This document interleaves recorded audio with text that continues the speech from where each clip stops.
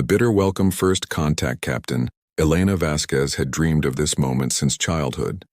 The observation window of the UES Pathfinder showed a sight no human had ever witnessed. The infinite darkness of space beyond the solar system. Stars scattered like diamonds on black velvet, unfiltered by Earth's atmosphere or the familiar glow of the sun. The Shaw Fujimoto drive had worked. Humanity had jumped 50 light-years in the span of 3 heartbeats. Elena was 42 years old. Born in Buenos Aires, trained at the International Space Academy in Geneva, and selected from 10,000 candidates to command humanity's first faster-than-light vessel. Behind her stood a crew of 38, engineers from Mumbai and Moscow, scientists from Lagos and Lima, pilots from Seoul and Stockholm.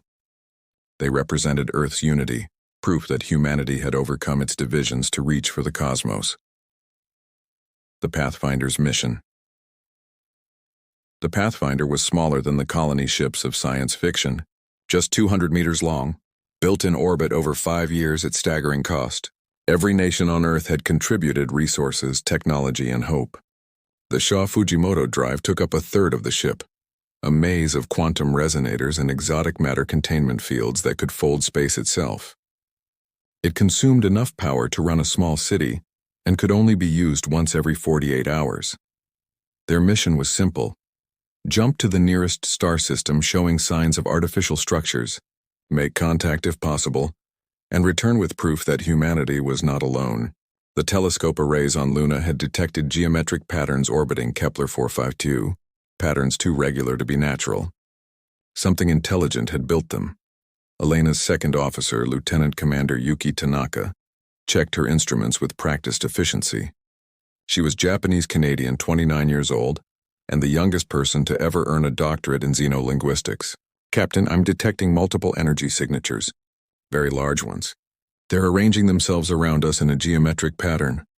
Elena felt her pulse quicken but kept her voice steady. "How many?" 12 contacts, each one at least 5 times our mass. They just appeared. No exhaust signatures, no heat bloom, no gravitational wake. They weren't there and then they were. Yuki's fingers danced across her console. "I'm picking up a transmission. It's using quantum entanglement for instantaneous communication. They're translating our language in real time from our computer databases. Put it through." The main screen flickered to life. The being that appeared made Elena's breath catch. It was not humanoid. It had no fixed form at all.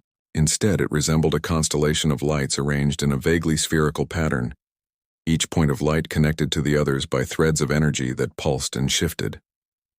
Colors moved through it like emotions: blues, greens, purples, occasionally flashes of red or gold. When it spoke, the voice seemed to come from everywhere and nowhere, perfectly translated into English with a neutral accent that sounded neither male nor female. "Unidentified vessel. You have entered space administered by the Celestial Assembly. I am Kalvesh, Second Circle Representative, assigned to Developmental Species Contact. Identify your origin and technological classification." Elena stood straighter, aware that every word she spoke would be studied by billions of humans back home. They were recording everything. "This is Captain Elena Vasquez of the United Earthship Pathfinder, representing the United Nations of Earth. We come in peace, seeking knowledge and friendship with other intelligent species. We are honored to meet you." The lights within Kalvesh pulsed in a pattern that might have been laughter or contempt. Elena could not tell. "Earth. Yes, we have records of your system. You have been observed for approximately 12,000 of your years. You are classified as Tier 10, pre-contact development. Your achievement of faster-than-light travel is noted and requires immediate assessment. Prepare to receive an evaluation team." The assessment Elena wanted to ask 1,000 questions. Observed for 12,000 years? Why had they never made contact? What was the Celestial Assembly? How many species belonged to it? But Kalvesh gave her no chance. 3 smaller vessels detached from the larger ships and approached the Pathfinder. Within minutes, beings unlike anything Elena had imagined were walking through her ship. The evaluation team consisted of 4 entities. Kalvesh came aboard as a contained energy field inside a floating crystalline sphere. The second being looked like a walking tree made of silver metal, its branches forming arms and its roots forming legs. The third resembled a pool of mercury that flowed across the floor, constantly shifting shape. The fourth was the most disturbing, a collection of black cubes that floated in formation, occasionally reconfiguring themselves into different geometric patterns. They moved through the Pathfinder with clinical efficiency, scanning every system with devices that required no physical contact. Elena followed them, accompanied by her chief engineer, Dr. Adewale Okonkwo, a Nigerian who had designed half the ship's systems himself. "Fascinating," Dr. Okonkwo said as they entered the engine room, his deep voice filled with genuine curiosity. "May I ask how your translation technology works? The quantum entanglement bandwidth required for real-time linguistic analysis must be enormous." Kalvesh's lights pulsed. "Your understanding of quantum mechanics is primitive. You achieve faster-than-light travel through brute force manipulation of space-time, an approach abandoned by civilized species 8,000 years ago. The energy waste is remarkable." Dr. Okonkwo's smile faded. "Our Sha Fujimoto drive is quite efficient for our technological level. We achieve faster-than-light travel with minimal exotic matter and you bend space by compressing exotic matter at extreme temperatures."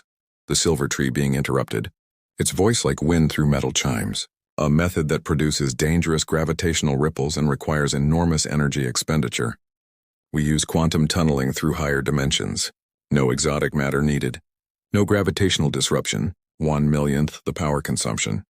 The tour continued in the same fashion. Every human achievement was acknowledged and immediately dismissed as inefficient, crude, or unnecessarily complicated. When they reached the weapons bay, the atmosphere changed from condescending to actively disapproving. The Pathfinder carried weapons because Earth's military advisors had insisted. Space might be empty, but it was also unknown. The ship mounted 4-mass driver cannons, electromagnetic accelerators that could launch tungsten projectiles at 40 kilometers per second. There were also 20 missile tubes, loaded with conventional explosives, and 100 close-range defensive railguns for destroying incoming debris or threats. The Mercury being flowed over to one of the mass drivers, then reformed into a humanoid shape. "You employ kinetic weapons, physical projectiles accelerated through electromagnetic force." "Yes," Elena said, feeling defensive. "They're highly effective. The kinetic energy alone can penetrate most materials, and they have no energy signature to detect until impact." Kalvesh's lights shifted to a dark red. "You wage war by throwing metal. This is a method our ancestors abandoned before they achieved spaceflight. Every civilized species in the assembly uses directed energy weapons, particle beams, or gravitational disruptors. These can be defended against with proper shielding technology. Your weapons are barbaric. They're practical," Dr. Okonkwo said, his tone sharper now. "And they work. Kinetic weapons don't require exotic particles or rare elements. They can be manufactured anywhere with basic industrial capacity. They are primitive," the cube formation stated flatly, "as are your chemical propulsion systems, your fusion reactors, and your computational architecture. This vessel represents your species' best technology, and it would be considered a historical curiosity in any assembly museum." The judgment 4 hours after the evaluation began. It concluded in the Pathfinder's conference room. Elena sat at the head of the table, her senior staff arranged around her. The alien evaluation team floated or stood at the other end. Between them was a gulf wider than the 50 light-years they had traveled. Kalvesh began without preamble. "The Celestial Assembly has evaluated human technology and determined your civilization's tier classification. You are hereby designated as Tier 9, developmental species with observable FTL capability. This classification comes with specific protocols designed for your protection and the stability of assembly space." Elena felt cold dread building in her stomach. "What protocols?" "Humanity is restricted to a 15 light-year radius from your home star. You may not establish colonies or permanent installations beyond this boundary. You may not engage in trade or technology exchange with any assembly species without approval from a Tier 3 mediator or higher. You may not manufacture or deploy weapons in assembly space. These restrictions will remain in effect until humanity demonstrates significant technological advancement, particularly in the areas of energy manipulation, dimensional physics, and civilized conflict resolution methods." Lieutenant Tanaka leaned forward. "You're confining us to our own neighborhood. For how long?" "Until you abandon your primitive approaches to technology and warfare. The average developmental period for species in your situation is 800 to 1,200 standard years. The room exploded in protest. Voices overlapped, humans standing and gesturing, the universal language of outrage transcending culture. Elena raised her hand for silence. When the room quieted, she spoke with careful control. Ambassador Kalvesh, humanity requests a formal appeal of this classification. We've achieved faster-than-light travel through our own innovation. We've unified our world and eliminated warfare between our nations. We came here in peace, seeking cooperation. To be confined and restricted because our technology differs from yours seems unjust. Kalvesh's lights pulsed in a pattern that might have been sympathy or might have been amusement. Your appeal is noted. It will be reviewed by the Assembly Council in approximately 15 standard years. Until then, the restrictions stand. We will escort you back to the boundary of your permitted space. I suggest you use this time productively. Study, advance. Abandon your crude kinetic weapons and chemical reactions. Learn to manipulate energy and space as civilized species do. Then perhaps we can meet again as something approaching equals. The return. The journey back to Earth took 3 days. The assembly ships accompanied them to the boundary of the 15 light-year restriction zone, then vanished as suddenly as they had appeared. The Pathfinder's crew sat in stunned silence, processing what had happened. Elena stood at the observation window, watching the familiar stars of human space appear ahead. Behind her, Yuki approached quietly. Captain, Earth Command is requesting a full report. Tell them we made contact. Elena said softly. Tell them it didn't go well. Tell them the galaxy has rules and we're not considered civilized enough to follow them. Tell them we're in a cage with bars 15 light-years wide. What else should I tell them?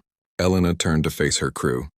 They looked back at her with expressions of anger, humiliation, and something else. Something defiant. These were people who had reached for the stars despite being told it was impossible. They had built a faster-than-light ship when the equation said it couldn't be done. They had unified a world that had been divided for millennia. Tell them we've been called primitive, Elena said. Tell them the galaxy thinks our weapons are barbaric and our technology is crude. Tell them we have 800 years to prove them wrong. She paused. And tell them I don't think we'll need nearly that long. The Pathfinder continued toward Earth, carrying news that would change humanity forever. Behind them, the Celestial Assembly returned to its business, confident in its superiority and certain in its assessments. The humans were primitive, restricted, contained. They would either advance according to Assembly standards or remain isolated in their small corner of space. None of them wondered what a species that had clawed its way to the stars through determination and ingenuity might do when told.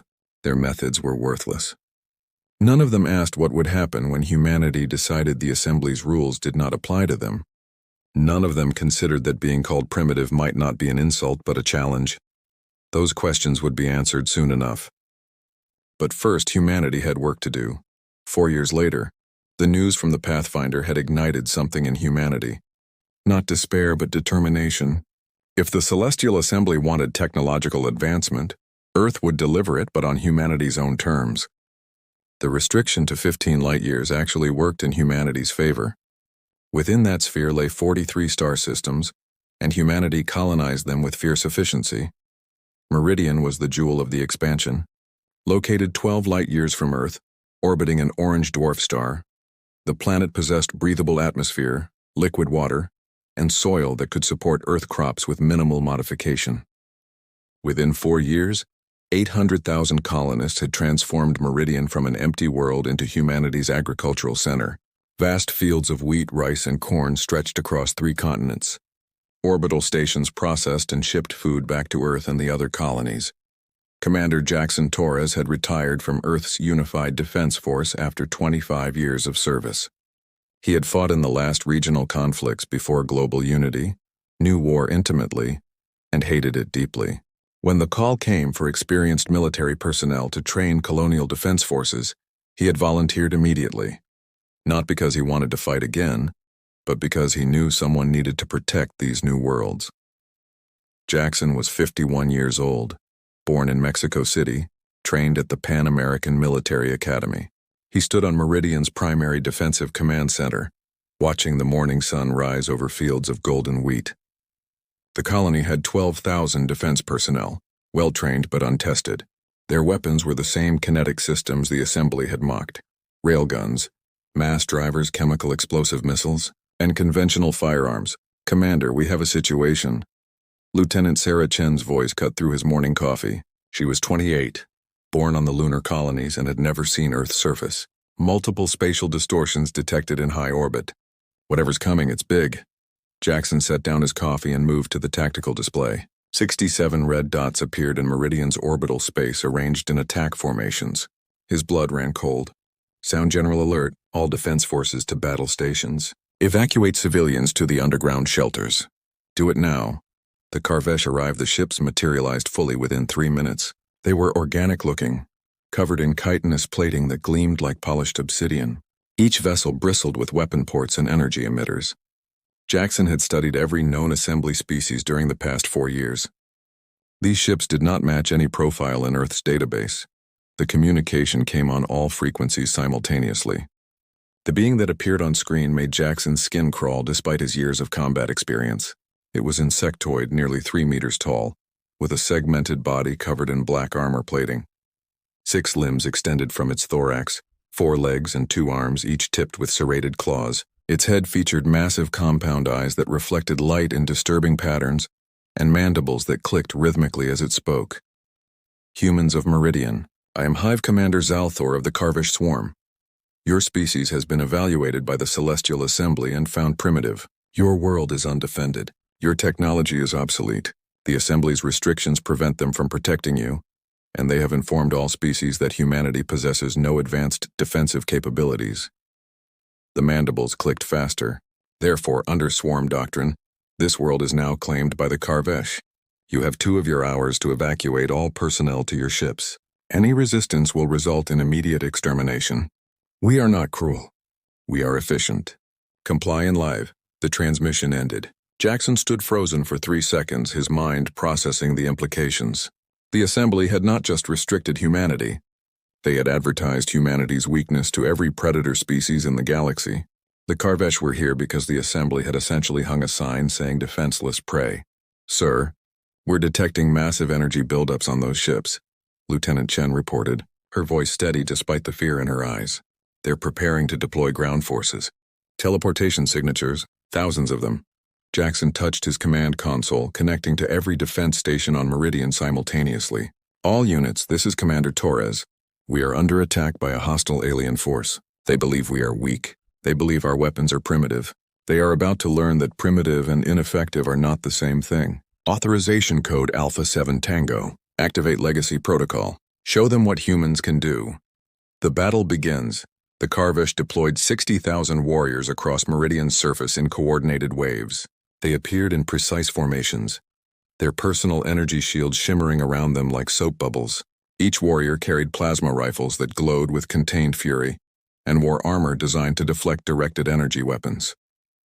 They had phase shift generators that allowed them to temporarily exist slightly out of sync with normal matter, making them difficult to target with conventional sensors. They had prepared for everything the Celestial Assembly used in warfare. They had not prepared for humanity. The first wave materialized in the agricultural zone outside New Seattle, Meridian's largest city. 3,000 Karvesh warriors appeared in organized ranks, their weapons ready, their shields active. Hive Commander Zalthor watched from his flagship, confident in easy victory. Then the railguns opened fire. The Karvesh energy shields were designed to absorb and dissipate plasma bolts, laser beams, and particle weapons. They analyzed incoming energy signatures and adjusted their frequency to create perfect counterharmonics. Against directed energy weapons, they were nearly impenetrable. Against a 2-kilogram tungsten slug traveling at 40,000 meters per second, they were completely useless. The shields were not designed to stop physical matter moving at hypersonic speeds. There was no energy signature to analyze, no particle beam to counter, no frequency to match, just solid metal with enough kinetic energy to punch through starship armor. The mass driver emplacements opened fire simultaneously. The tungsten slugs were invisible to the naked eye, moving faster than sound, faster than the Karvesh sensors could track. The first volley killed 400 warriors instantly. Their shields flickered uselessly as the projectiles tore through them, through their armor, through their bodies, and buried themselves 3 meters deep in the soil behind them. The survivors scattered in panic, their formation collapsing. Their compound eyes had never witnessed anything like this. Where were the energy beams? Where were the particle weapons? What kind of barbaric species still used solid projectiles? Target the concentrations, Jackson ordered from his command center. Missile batteries fire at will. The missiles were chemical rockets, old technology by assembly standards, primitive and crude. But they were also fast, maneuverable, and carried 500 kilograms of high explosives. The Karvesh quantum disruptors, designed to jam guided munitions by disrupting their targeting AI, found nothing to disrupt. The missiles used simple inertial guidance and optical tracking. No AI needed. No quantum processors to jammed explosions rippled across the agricultural zone. Karvesh warriors thrown into the air by blast waves, their phase shift generators useless because explosions did not care about dimensional synchronization. Fire and shrapnel shredded through their ranks. The slaughter aboard his flagship, Hive Commander Zalthor watched the tactical display with growing horror. His forces were being massacred. 60,000 elite Karvesh warriors, equipped with the finest technology the swarm could provide, were falling by the thousands to weapons that had not changed fundamentally in centuries of human warfare. Deploy reinforcements to Sector 7, he clicked urgently. Concentrate shield harmonics. Adapt to kinetic threats. Hive Commander, our shields cannot adapt, his tactical officer responded, mandibles trembling. There is no energy signature to counter. The projectiles are solid matter. Mass and velocity. Our shields were never designed for this type of warfare. Then activate phase shift generators. Move our warriors out of sync with the projectiles. The phase shift only works for directed energy. Solid matter exists in all dimensional phases simultaneously. The projectiles will hit our warriors regardless of their phase alignment. Zalthor slammed his forward claws on the console. How is this possible? The assembly told us these humans were primitive. They said human weapons were obsolete. The weapons are primitive, Hive Commander. But primitive does not mean ineffective. On the surface, the battle continued its brutal rhythm. Karvesh forces teleported in, confident in their technological superiority. Human railguns and mass drivers tore them apart before they could advance. Those who survived the initial volleys found themselves facing artillery, another ancient human weapon that the assembly had forgotten existed. The artillery shells arced through the air in ballistic trajectories, immune to energy weapon countermeasures, impervious to quantum jamming. They crashed into Karvesh positions with devastating force, creating kill zones where nothing survived. The Karvesh tried to teleport away, but humanity had learned from the assembly's technology. Electromagnetic interference generators created zones where teleportation became imprecise. Materialization errors common. Karvesh warriors appeared embedded in walls, fused with equipment, scattered across hundreds of meters instead of appearing as cohesive units. Jackson Torres watched the tactical display with grim satisfaction. 4 years ago, the Celestial Assembly had called humanity primitive. They had mocked human weapons as barbaric and obsolete. But humanity had spent those 4 years studying assembly warfare, identifying its weaknesses, and preparing for exactly this scenario. The assembly species had become so dependent on advanced technology that they had forgotten the fundamentals of warfare. They had energy shields, but had never considered that shields need energy to counter. They had teleportation, but had never faced an enemy that could disrupt it with simple electromagnetic fields. They had plasma weapons and particle beams, but had forgotten that sometimes the simplest solution was the most effective. Put a large piece of metal where your enemy is standing, very quickly. The turning point 6 hours into the battle, the Karvesh forces began retreating. Of the 60,000 warriors deployed, 55,000 were dead or dying. Another 3,000 were captured, their weapons confiscated, their armor stripped away. Only 2,000 made it back to their ships, traumatized and broken. Meridian civilian casualties, 200 dead in the initial bombardment, 150 wounded. Colonial Defense Force casualties, 89 dead, 247 wounded. It was the worst loss of life humanity had suffered in over half a century, and Jackson Torres felt every single death like a physical weight. But they had won. Against a technologically superior force 10 times their numbers, they had won. Hive Commander Zalthor sat in his command chair, his mandibles clicking in patterns of distress. Around him, his officers maintained respectful silence. The flagship's sensors showed human defensive installations still active, still tracking his fleet, weapons still hot and ready. Withdraw to the system's edge, he ordered quietly. Inform the Swarm Council of our failure. Inform them that the humans are not primitive. They are different. And different is far more dangerous than we understood. The message as the Karvesh fleet began its retreat, Captain Elena Vasquez, now promoted to Admiral, appeared on every Celestial Assembly frequency. The battle footage from Meridian played behind her. Karvesh warriors falling, their shields useless. Their technology neutralized by weapons the Assembly had dismissed as obsolete. "This is Admiral Elena Vasquez of the United Earth Coalition," she began, her voice calm but carrying an edge of steel. "4 years ago, the Celestial Assembly evaluated humanity and found us primitive. You called our weapons barbaric. You called our technology crude. You restricted us to our own space because you deemed us unworthy of joining your civilized galaxy." She paused, letting the footage play. Railgun slugs tearing through alien shields, missiles destroying enemy formations, artillery turning the battlefield into a kill zone. Today, the Karvesh swarm attacked our colony world of Meridian. They came with 60,000 warriors equipped with energy shields, plasma weapons, and teleportation technology. Technologies you would call advanced and civilized. They attacked because you, the Celestial Assembly, informed the galaxy that humanity was defenseless, that our primitive weapons made us easy prey. The footage showed Karvesh survivors retreating in disarray. The Karvesh lost 55,000 warriors in 6 hours. We used railguns, mass drivers, missiles, and artillery, weapons you called obsolete, weapons that do not care about energy shields or quantum disruptors or phase shift generators, weapons that work because they follow the simplest principle in the universe. Force equals mass times acceleration. Elena leaned closer to the camera. "So let me be very clear to the Celestial Assembly and every species listening. You called us primitive and you were right. We are primitive. We fight with kinetic weapons and chemical explosives. We use technology your ancestors abandoned millennia ago. But do you know what else we are? We are undefeated. We are survivors. We are a species that clawed our way to the top of our world's food chain using rocks and fire. And we have not forgotten how." She gestured to the battle footage. "The Karvesh learned today what it means to fight humans. They learned that your advanced technology has weaknesses. They learned that sometimes the old ways work better than the new ways.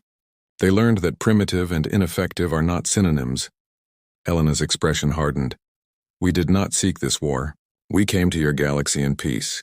You confined us, restricted us, and told us we were not good enough to join your civilized society. Then you painted targets on our backs by advertising our supposed weakness to every predator species out there. The Karvesh attacked because you told them we were defenseless." She stood up, her full military bearing visible. "Consider this your only warning. Humanity will defend its worlds, its people, and its right to exist using whatever weapons we deem necessary. We don't care if you call them primitive. We don't care if they offend your civilized sensibilities. They work, and that's all that matters. Any species that attacks human territory will face the same fate as the Karvesh, and any species that supports or enables such attacks will be held accountable." Elena's voice dropped to something cold and final. "You built a cage around humanity and called it protection. You dismissed our weapons and called it evaluation. You set us up to be prey and called it classification. Today we proved you wrong. Tomorrow we start expanding beyond your 15 light-year restriction, and if the Celestial Assembly has a problem with that, you're welcome to try stopping us with your civilized weapons." She paused. "We'll bring our primitive ones." The transmission ended. The Assembly's response, in the crystal towers of the Assembly's central governance world, Karvesh watched the footage with growing dread. Around the council chamber, representatives from 200 species observed in stunned silence. The implications were staggering. The Tier 9 species, the primitive humans with their obsolete weapons, had just defeated a Tier 5 military force. Not through luck or desperation, but through systematic exploitation of weaknesses that Assembly species had forgotten existed. "We made an error in our assessment," Karvesh said finally, lights pulsing dark blue with concern.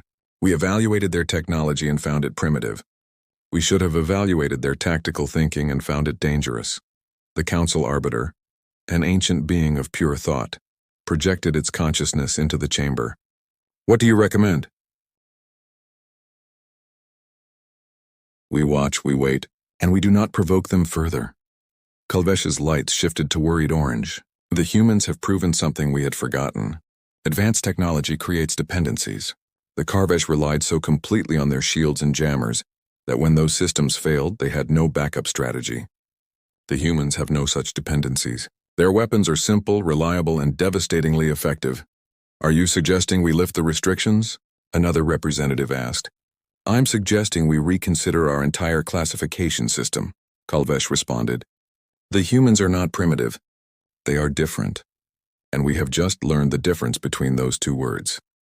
Across assembly space, other restricted species watched humanity's victory with new hope.